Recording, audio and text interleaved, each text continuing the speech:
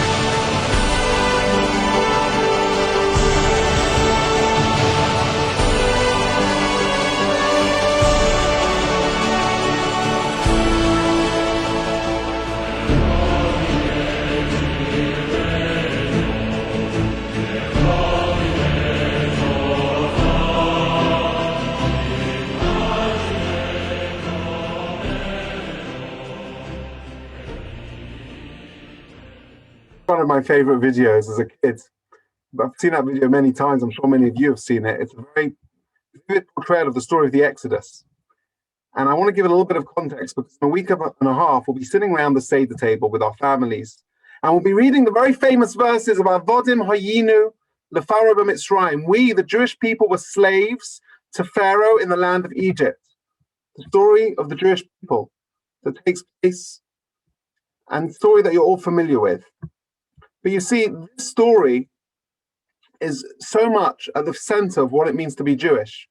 So much to the center of Jewish values is the idea of sensitivity to human dignity and to freedom. The great sage Hillel said, somebody asked him to teach him all the Torah on one foot, and what did he say? Love your neighbor like your friend. Caring for human rights, caring for human dignity, caring for people in that way is so, so important. The Torah, as we know, opposes any abuse to power, particularly slavery. So much so, the main story of the Torah surrounds the story of the Exodus, the story when the Almighty, through Moses, helped the Jewish people flee from slavery. And the Exodus story we read not only on Seder night in a week and a half, but every single day. We read it in the prayer book, in the daily prayers, in the Shema, when we make Kiddush on Friday night, on Yom Tov, when we recite Hallel. Throughout the year, we always talk about Yetziat Mitzrayim, the freedom from slavery in Egypt. It defines us as Jewish people. Even in the Ten Commandments, when we receive that on Mount Sinai, we talk about the fourth commandment, right, resting on the Sabbath day. We talk about the rest of the slaves as well. Everyone needs to rest. Every human being deserves that level of dignity. In the book of Nach, so many times we talk in critical terms of the concept of slavery. The prophet Samuel condemns kings for enslaving people through tax, through forced labor, through military service, through land confiscation. It goes on and on and on. And throughout our history, what has been entrenched in Judaism is insisting upon the rights of slaves, the responsibilities of us to each other. And therefore, I just wanted to say that as a brief background and introduction to what we're here this evening for. And the most significant message I can think of as we come up to Pesach is this idea that when you've been through suffering yourself, you should have compassion for other human beings. And therefore, since this is so much part of our identity, not to afflict the stranger, we were once strangers in the land of Egypt. When it comes to this very critical topic of modern day slavery, it's something that we as Jews have responsibility to take so seriously. With that said, I'm going to hand over now to Lisa, and we really look forward to hearing your presentation. Thank you so much. You're muted, Lisa. You just want to unmute yourself. You know, the amount of times I do that is pretty remarkable. Anyway, hello, all of you, and thank you for having me. As Rabbi Yoni mentioned, I have been documenting humanity for the last 30 plus years in more than 150 countries. And about a decade ago or so, I was showing my work, which is largely representative of celebrating unity in our world. It was at a peace conference, a world peace conference with His Holiness the Dalai Lama and other Nobel laureates. And it was there while showing my work that I really learned about slavery. For certainly I'd known that some trafficking exists in the world, but I had no idea of the enormity of the situation. Then our numbers were something like 27 million, which staggered me. Now, in fact, it's more like 40.3 million. That would begin me out on a journey. And I'll without any more ado, I'm going to share my screen and pull up my presentation to share with you. Can you all see this okay? Yes, it's perfect. Thank you. We can see. Great. So how I'm going to go through this body of work is by sharing the different forms of forced labor coming from different places around the world. Now, when I was first introduced to slavery, it was in the brick kilns of India and Nepal. In fact, it was, I remember this really visceral feeling of feeling like I had stepped into ancient Egypt, actually, or Dante's Inferno, where people were stacking bricks upon their heads, up to 18 at a time, each brick weighing almost 4 pounds. They would stack them and walk to trucks nearby, unstack them and walk back again. Men, women, children, entire families, actually, all of them trapped in slavery. Here we can see the image that shows kind of a strata of the type of workforce, because people are working on different levels of the kiln so many hours a day. I witnessed people working without breaks, without much food. It was incredible, the circumstances that they were under. In fact, the temperatures were so high that my screen is not moving on, but the temperatures are so high that it was like 120 degrees Fahrenheit. And the abolitionists, who were not only my translators, but actually my guardians, and who brought me in, were fainting and passing out because of the dire heat. I'm so sorry, I'm unable to move my slide, and I'm not sure why. So I can't escape. Let me try this again. So sorry.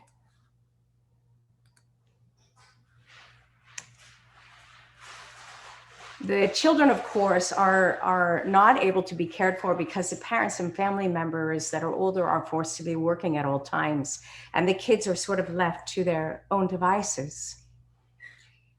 On Lake Volta, I witnessed tens of thousands of children that were enslaved on Lake Volta. When we first arrived to the scene, I actually saw this exact scene. And what I presumed to be a family out fishing, I was reminded very quickly, actually were slaves. These kids were taken from people's families hundreds of miles away and trafficked to this particular place. They work actually on this body of water, although they do not ever learn how to swim. I met these kids at 1 a.m. Where they had been working, and the image was made around 5:30. They are intended to throw those nets out with so many of the other children, and when it's full of fish, they pull it all in and gather them into the boats and then go back to their fishing villages, where they are not actually allowed to rest. They're then pushed to do domestic chores around the village. They're treated very poorly, and it's pretty staggering. Here you can see the fear in this child and the little tears running down his face, because our boat, which was far greater than his very small and slight canoe, had just shimmied over the top of his and petrified him, because again, the kids do not learn how to swim. Every child that I spoke to through my translator knew of another young person their own age who had drowned. And I don't know if we can imagine for an instant, being taken from one's home and everything they know that's familiar to them and they love, and sold to strangers who abuse them and make work on a body of water 16, 17 hours a day when they're not taught how to swim. Because Lake Volta is a man-made lake, there's many tree limbs that come up from beneath the surface. And when they toss out those enormous nets, they get stuck often on those limbs. So they literally take the young children and they toss them into the water to get them to untether these nets. And of course, as mentioned, sometimes they drown. But there are positive stories too. This is Kofi, and Kofi was actually rescued from one of the fishing villages, and I met him at a shelter where young children were being rehabilitated, because many people who are pulled out of slavery need to be rehabilitated and kind of humanized again, to learn that they're free to learn to play and to laugh in the example of children. This was made at a well, which was behind the shelter, and that's why he has these water droplets on his face. Remarkably, though, a few months after I returned home, I learned that he was actually reunited with his parents. And that speaks to what's possible on the ground when we're able to, fund these activists and organizations that fight slavery. In Thailand, I documented a lot of the fishermen that are from Cambodia and Laos and Myanmar who are trafficked onto boats, often remaining trapped on a boat for up to years at a time. They're often lied to and exploited, just given enough to eat, but not allowed off the boats. I think about all of us and how we knowingly and unknowingly participate in slavery every day by what we wear, by what we buy, by the computers we use. And that we have a voice to ask our merchants, what's in your supply chain, and start demanding results. In the Himalayas, I witnessed children that were carrying stone hoisted from their heads down the Himalayan range. The stone actually weighs more than the child's body weight. It takes several of them to hoist the pieces of slate onto their heads. And you could see these two brothers holding hands as they steady each other to go down that mountain to trucks below, where then again, they're going to climb right back up the mountain and do that same thing. Now, when I look at these images with the slate, I think, oh my gosh, is that the slate in my bathroom or my kitchen? How am I possibly participating? You can see here the enormity of that stone. I'm pretty tough, and I could not lift that stone an inch off the ground. Like, it took a few of us to hoist it up. In India and other countries such as Pakistan and Bangladesh and Nepal, there are villages of people that can be slaved over generations that began with a debt of something that would be $20 US. This particular village was enslaved in breaking. So they start with big stones and hoist them down to small rocks and then down to pebbles that maybe I use in my driveway or in my garden. Now, this particular village was being helped by an organization or partners of an organization tethered to free the slaves in the United States. And they were being educated as to their rights. So at one point, all of them gathered together on a bus to go meet a solicitor. And somehow, of course, the slaveholder had gotten news of that. And upon their return, they saw that their entire village had been burned to the ground. And of course, they were petrified. They wanted to completely give up. Now they had literally nothing, whereas before, at least they had something small. But this woman in the front, she rallied and she said, no, I'm not going to give up. And we have nothing left to lose. And with the help of activists, they were able to get their freedom and get a quarry lease of their own. So now they do the same work, but they get paid for it, and they do it in freedom. Sorry, I'm having an issue with it turning again.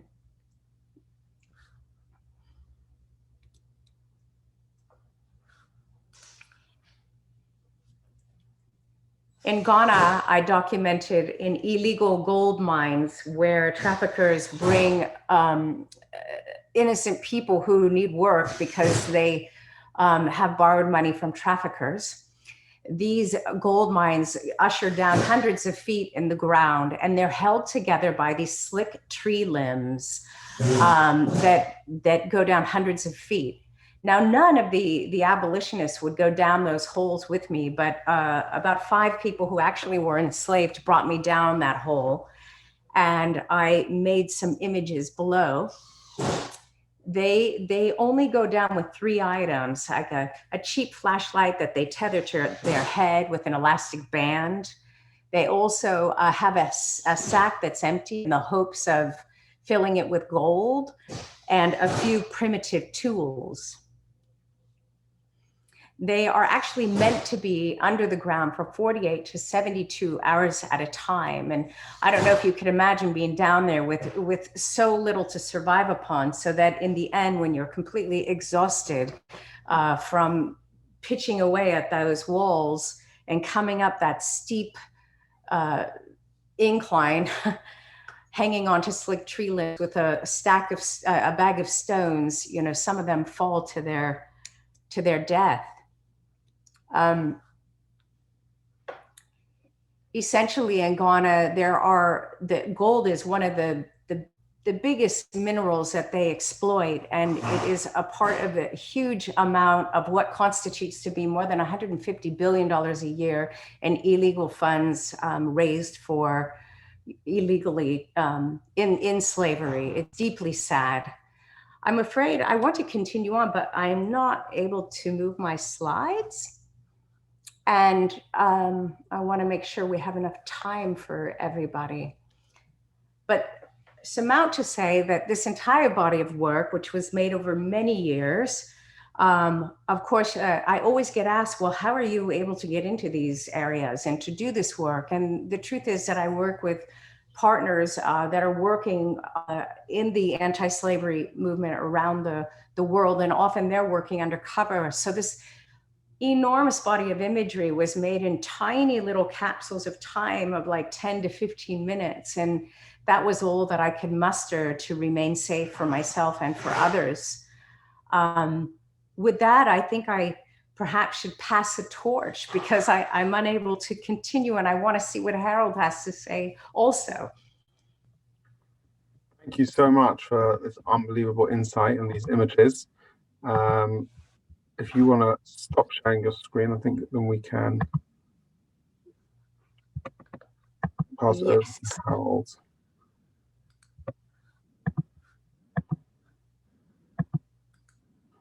Okay, thank you so much, Harold. Oh, God, thank you. We're very excited to hear some of your story. Over to you, Harold. Yeah, thank you very much, Yoni, and very touching presentation by Lisa. And because I've seen those brick factories, I've grown up as a child in that atmosphere. But diving deep or straight into my journey of human labor trafficking and debt bondage, friends, I just want to tell you, like, this is just the tip of the iceberg. I was invited in February of 2003 to the United States of America on an H-1B visa on a $75,000 salary per year plus benefits. So it was a mega million ticket for me.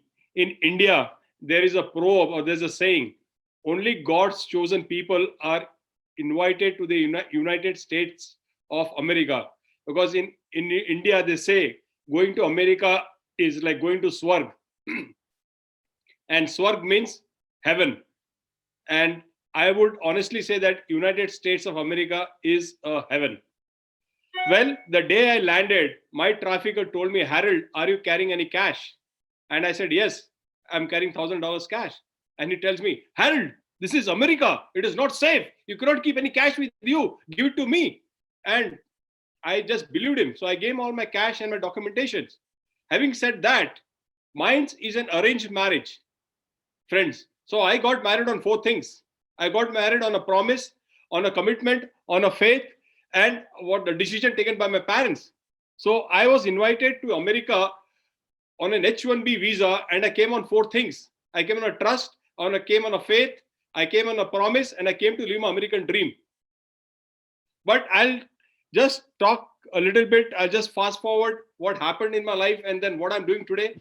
And having said that, I always people tell me in the press delegates, Harold, can you tell me something about yourself? And I always tell 3 things. I said, I'm a common man, I'm a failure, and I'm a sinner. And during my presentation, I will tell you that why I say this and how I flipped all these 3 things. So I always tell, I failed on 4 things. I failed as a parent, I failed as a provider, I failed as a protector, and I failed as a person. Because we were made to work in a restaurant. I came as a business development manager. I'm educated. I did my master's. I did my LLB in labor law. I did my post-graduation diploma in human resource development. And my trafficker or my perpetrator was shopping in India to pick up people. And I became a victim, or I fell into his trap, like the fishing trap. So I was manipulated, tricked, and trapped. The day we landed, my wife and myself, we were made to work from within 2 weeks. We were working 16 hours a day, 7 days a week, 365 days in a restaurant. Human labor trafficking and debt bondage in the United States of America happens at 4 places, because at all these 4 places, I got re-victimized. And there are many other places: restaurants, gas stations, convenience stores, motels. And how does this happen? This is a very big business. It's a $150 billion business. And traffickers and perpetrators are into this business to make money. And labor trafficking is very expensive. So what do? They provide accommodation next door. Most of the time, accommodation is available within the premises. Why? Number one, labor is available 24 hours. The victim cannot say, I cannot come to work. Number two, their lodging and boarding is taken care, so they do not have to pay them any salary. And number three is that most of the time, the victims are foreign nationals in human labor trafficking in the United States of America. So they do not have any bank account, because most of the victims, they come through the border. So the perpetrator holds the salary minimum 8 months to 1 year. I have seen this. I just want to tell you, within a span of 6 months, one incident that my trafficker told me, Harold, you need to take a bank loan. And I said, I do not want a bank loan. He said, no, you got 2 kids, we got to buy you a house, and we got to do this. And I didn't know, but I was forced. So I was taken to the bank. I never applied for a bank loan. I'm in the bank manager's cabin for 6 minutes. Till today, I don't know which bank it was. I signed some documents, and within 6 minutes, I'm out. There's a check in my name for 5 figures in dollars. And then my trafficker, who's a multi-millionaire, takes me to his house, and he tells me, Harold, you're a rich man. Let's celebrate. So he takes me to his bar room, pours a scotch in a shot glass, and tells Harold, cheers. Let's celebrate. But friends, before that scotch could reach my stomach, he gives me a chit and tells me, Harold, you owe me this money. Can you imagine, friends? In 1 second, I lost 4 things. I lost my voice. I lost my courage. I lost my hope, and I lost my freedom. It was not $10,000. It was not $20,000. It was not $40,000. It was much more. And I said, from where the hell I'm going to pay him this money? And then before I could digest what happened to me or what hit me, he pats me on my back and says, Harold, come on, let's go. Don't worry. You owe me much more. But can you imagine, at that particular time, it was a red light, which didn't strike me. Now it strikes me that it was a debt bondage. Next day, he withdrew all the money from my bank account. Another small example I want to share. We used to always live as a joint family back in India. And we used to always go home at night, 2 o'clock. The first night I went at night, 2 o'clock home. So excited to see my 2 kids, because my 2 sons were 4 years old and 7 years old at that particular time. So I opened the door with so much excitement at night, 2 o'clock, that my younger son was sleeping on the floor, facing the door, waiting for us to come. And I opened the door with so much excitement that I hit the door so hard on his head that today also it triggers me. And my older son was sleeping on the floor, 6 feet away, just in his undergarments like a rat. We used to sleep on the floor. We didn't have any appliances, no food to eat. We were starving. But this is how they break you. And this is how they control you. They always use 4 words in the United States of America for immigrants. You go from LA to New York or anywhere you go, they'll say, number 1, I'll get you arrested. Number 2, I'll get you handcuffed. And when they say handcuffed, they'll do the action. Hey, Harold, do you want to get handcuffed? Number 3, I'll get you jailed. And number 4, I'll get you deported. Friends, no immigrant who is in the United States of America is a criminal. No immigrant who is in the United States of America has done any felony. But this is how they brainwash you. And other thing, in sex trafficking, there is a nickname. But in labor trafficking, they use illegal. They'll not say, Harold, come here. They'll say, illegal, come here. They'll never call you by your name. So what happens in the mind of a victim when you call them illegal? They think, I was thinking that I'm a criminal. And after 1 year, my wife, another small example I want to tell is that we never saw snow in our life. When I grew up, there was no running water and electricity in my house. So you can imagine there was no refrigerator in my house, no fridge. So having an ice cube was like having ice cream. Like Lisa said, she has done to the brick factories, because I know I lived in those atmosphere of 120 degrees or more Fahrenheit heat. So it was snow. We never saw snow. So my kids go to school. We get a note from the school teacher that both my sons cannot come to school if they do not wear snow jackets. Now, what the hell is a snow jacket? I didn't know, because we had sweaters from India, see-through. So my chef, he went and brought a snow jacket. And next day, we get a note from the school teacher that both my sons cannot come to school if they do not wear snow gloves. Now, they had gloves from India. Again, they were woolen. Now, these are some red flags that I think Lisa is creating and I'm creating in the school, in the universities, and the community members who are watching today, that kids or family members can be rescued at a very early stage. After 1 year, my wife could not take it anymore. So she confronted the perpetrator in the kitchen and told, because he made my wife work the day she landed, because she was on an H-4B visa where she was not supposed to work, and we didn't know anything. And he fixed her salary $2,000 a month, saying that, oh, you have kids, you have to buy a house. And so we said, okay. After 1 year, my wife confronted the perpetrator in the kitchen and said, why don't you pay me my salary? Can you imagine what he tells? He said, I can call the immigration department right now. And he used those 4 words. I can get you arrested, handcuffed, jailed, and deported. My wife didn't tell him anything.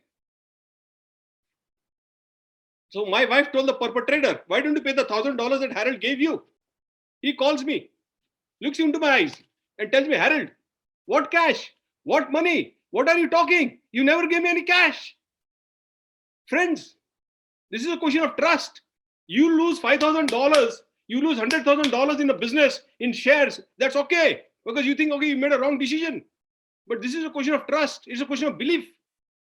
And that is when, like, I was totally shattered. My emotions, my feelings, my sentiments were gone. But I always tell, in God's home, there is delay, no denial. My chef, he heard it. And he told me, Harold, you need to get out of this situation, or you, your wife, and your 2 sons are dead. So having said that, I came out of this. My case went to the FBI, and I got the CP visa, the continued presence, the U visa, and my permanent residency card. On February 14, 2014, both my sons received the permanent residency card. And those 4 P's, which I said I failed, I converted that into passion, purpose, power, and prosperity. So today I have a non-profit organization called Eyes Open International. It is based on 4 things: prevention, education, protection, and empowerment of victims, survivors, vulnerable populations, and community members across the globe. I'm opening branches in 50 countries. I already have a branch in India called Eyes Open Trust, in the US, on December 15th. December 16, 2015, President Barack Obama announced me at the United States Advisory Council on Human Trafficking. There were 11 survivors who were appointed. And today, there is a biopic film coming up, a big blockbuster film coming up on my life story. But I'm not trying to share that. It's not about me, but I want to help victims today. I want to help survivors to get back on the track, because survivors are poor starters but strong finishers. So having said that, I would just like to end with this particular my story. If you have any questions, please contact me at info@eyesopeninternational.org. Thank you. Harold, I think we're all speechless and blown away by the power of your story.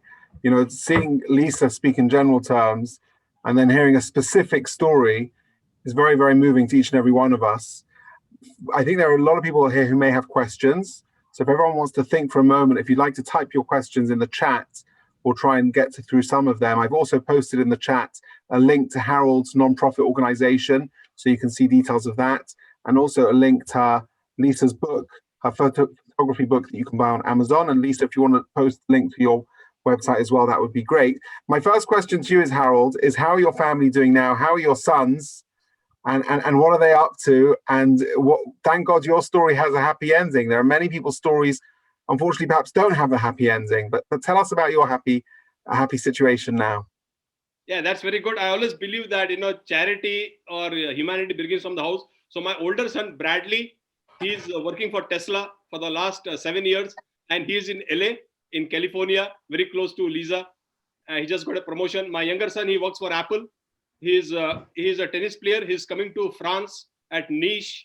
Nice is a place in September of this year. He wants to be a pro. If all goes well, God's blessing, you will see Rohan D'Souza playing in the Wimbledon. And Rohan D'Souza and Bradley D'Souza have been a ball boy for Djokovic, Federer, Serena Williams for the last 12 years for Cincinnati Masters. So always tell that you cannot predict your future, but you can create your future. And that is what I have done. We have created our own future. And my wife, who has been my backbone, she is working for GE Credit Union in a bank. So we are happily married for 27 years, my wife and myself, and my family is doing very good. And we are very happy and thankful to the community, including Lisa for helping me and empowering me. Thank you. That's just sensational. Thank you so much for sharing. Thank you, Harold. How did you guys come to know each other? Lisa has to answer. Okay.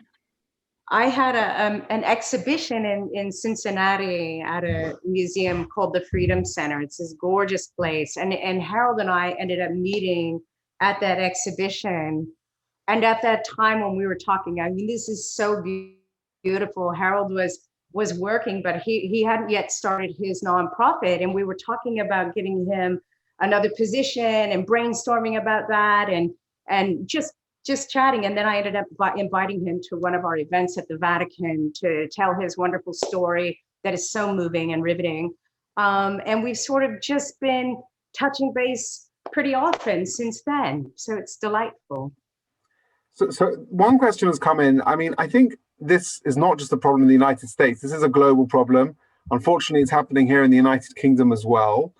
Apart from obviously helping raise awareness, what can we do in practical terms? How can we look out for signs of victims of human trafficking and try and make sure this isn't happening in our own local community?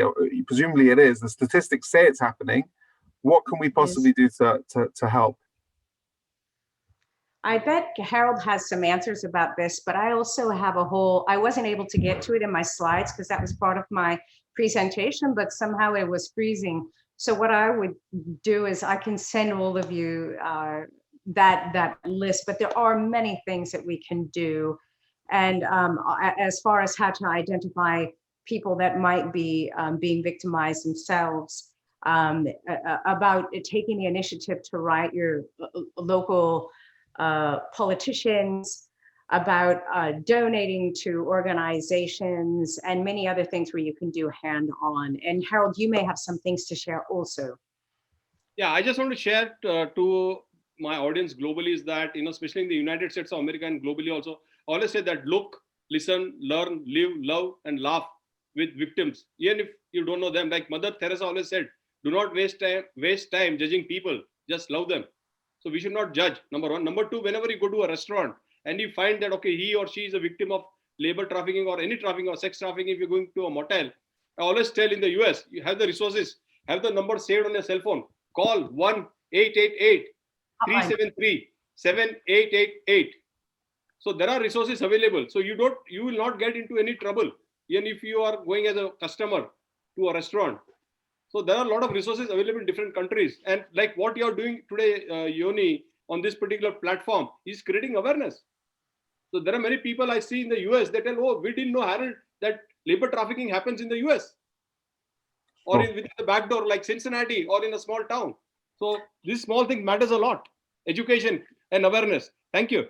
And now they're making a Hollywood blockbuster about your story. I hope you're going to invite me to the premiere in London. Absolutely. You and Lisa, you both will be there. So that's going to be a proper Hollywood blockbuster of the story of what your family went through. Yes. I'd like to offer people the opportunity to unmute themselves if they'd like to speak to you directly and ask questions. Ladies and gentlemen, if there's anyone who'd like to ask a question to our esteemed panel.